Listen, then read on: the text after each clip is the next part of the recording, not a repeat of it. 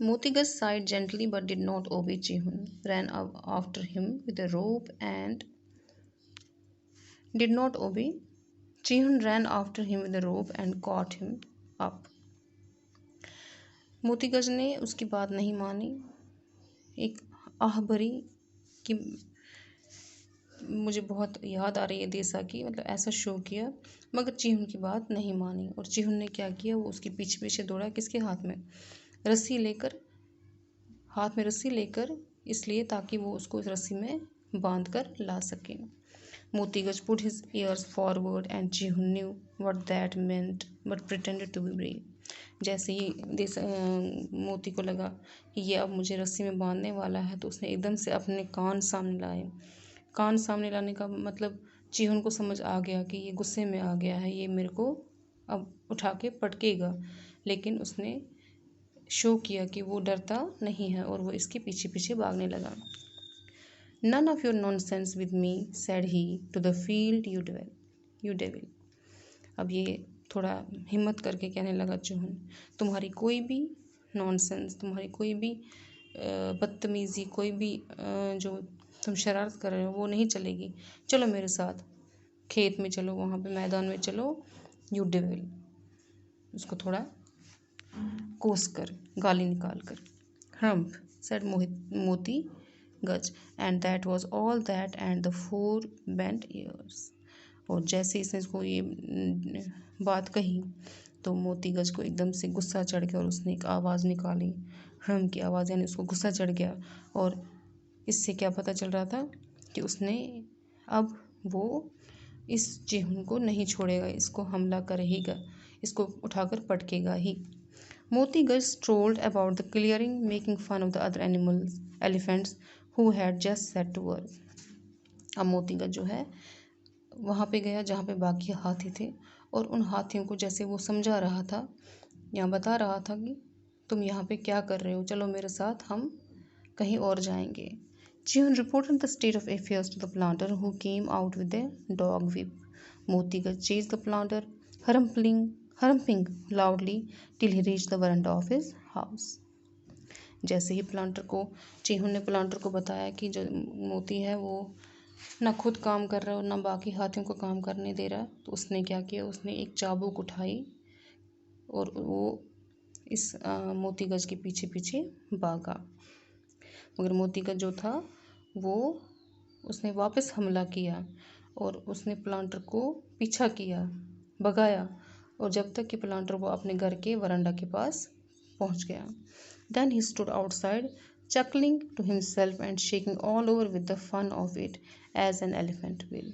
उसके बाद वो, क्योंकि जो प्लांटर था वो अपने घर के अंदर चला गया, लेकिन मोतीगज जो था वो घर के बाहर ही रहा। लेकिन बाहर ही वो ऐसे ही आवाज़ें करने लगा, ऐसे हरकतें करने लगा, जिससे कि ये पता चल गया कि ये जो था मोतीगज जो था बहुत ही गुस्से में था। Motigaj then rolled back to his inspection of the clearing। An elephant who will not work and is not tied up in is most unmanageable। He slapped old friends on the back and asked them if the stumps were coming away easily। He talked nonsense about the rights of elephants to a long holidays and wandering to and fro। He thoroughly spoiled the garden। In the evening he returned for food। उसके बाद वो वहाँ से चला गया मोतीगज, और वहाँ पे पहुँच गया जहाँ पे कि वो काम चल रहा था। और ऐसे उसकी हरकतों से लग रहा था कि जैसे वो उन बाकी हाथियों से क्या कहने वाला था कि तुम काम क्यों कर रहे हो। कहते एक ऐसा हाथी जो कि काम ना करे और ना ही बंधा हो, वो बहुत ही मुश्किल होता है कंट्रोल करना। अब वो क्या करता था, वो अपनी सूंड से बाकी हाथियों के बैक पर मारता था, ऐसा कहने के लिए कि जैसे वो उनको कह रहा था कि आपसे काम हो रहा है कि नहीं हो रहा है, कर रहे हो काम, कि मतलब वो उनमें से सबसे ताकतवर था और वो उनका मजाक उड़ा रहा था कि आपसे क्या काम हो रहा है, क्या कर रहे हो, अभी तक क्या किया है। और ऐसा भी लग रहा था जैसे वो उनको कह रहा है कि आप क्या बस पूरे हफ्ते के हफ्ते काम ही करोगे, आपको छुट्टी नहीं चाहिए, आप छुट्टी नहीं चाहते हो, आप थोड़ा रिलैक्स नहीं करना चाहते हो।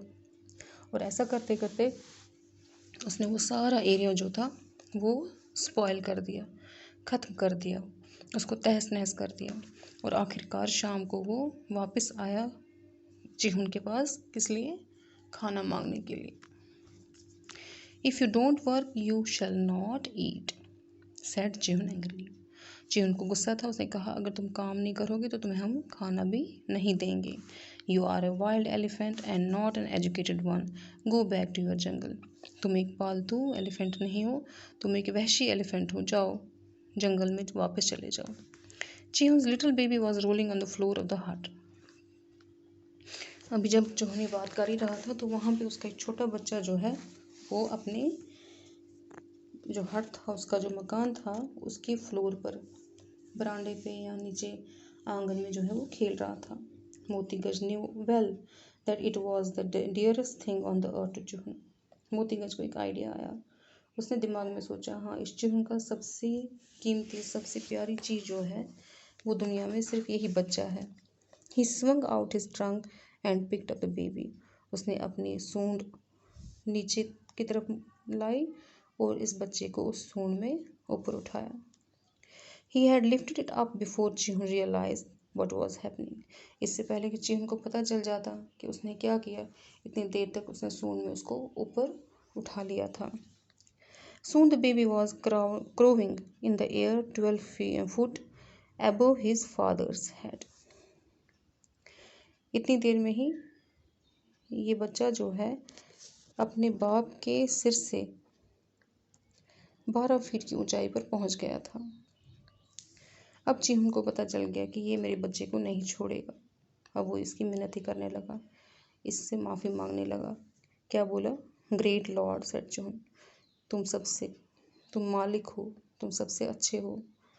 4 floor cakes of the best, 12 in number, 2 feet across and soaked in liquor shall be yours this minute, and 200 pounds of fresh cut young sugar cane. क्या कहा कि तुम्हारे लिए अभी मैं बड़ी बड़ी रोटियां बनवाऊंगा, 12 बनवाऊंगा, जो 2-2 फीट की, जिनकी लेंथ और ब्रेड्थ होगी, वो मैं लिकर में, शराब में डुबो के तुम्हें खिलाऊंगा।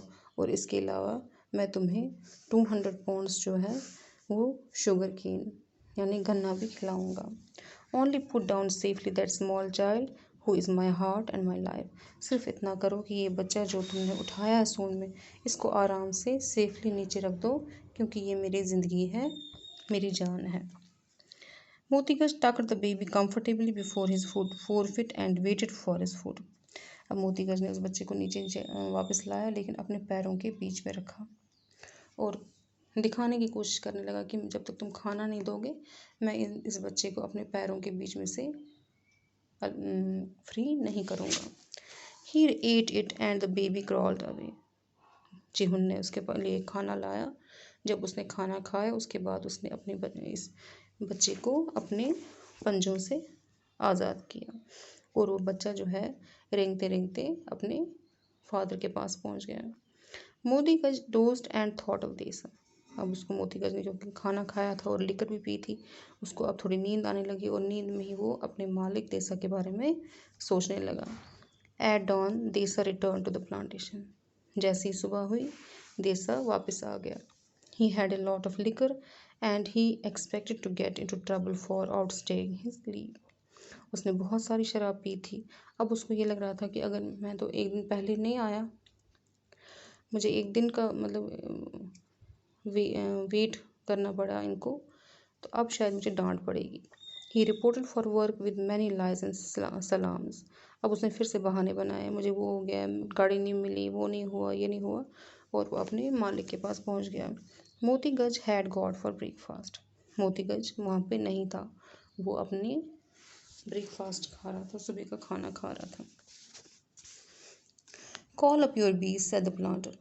प्लांटर ने कहा, बुलाओ अपने उस वैश्य जानवर को। एंड देसा shouted in the mysterious elephant language.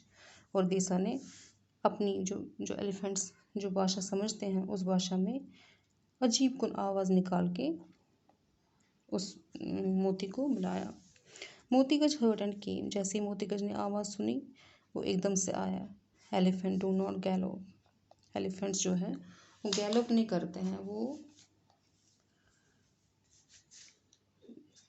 मतलब उछल के नहीं आते हैं, क्योंकि वो हैवी होते हैं, they move from one place to another at varying speed rates of speed. उनके चलने का जो ढंग होता है, स्पीड होती है, वो भी अलग अलग होती है।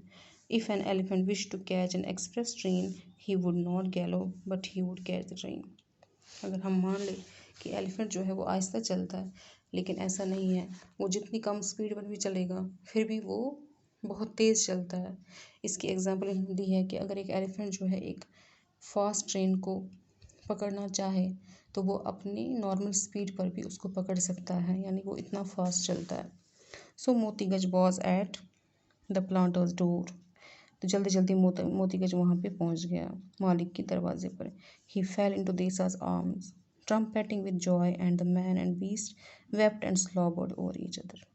एकदम से उसने अपना सिर जो है वो देसा के बाजुओं में रख दिया और खुशी से आवाज़ें निकालने लगा, और देसा और वो एक दूसरे को गले लगाने लगे, एक दूसरे को चूमने लगे, एक दूसरे को प्यार करने लगे।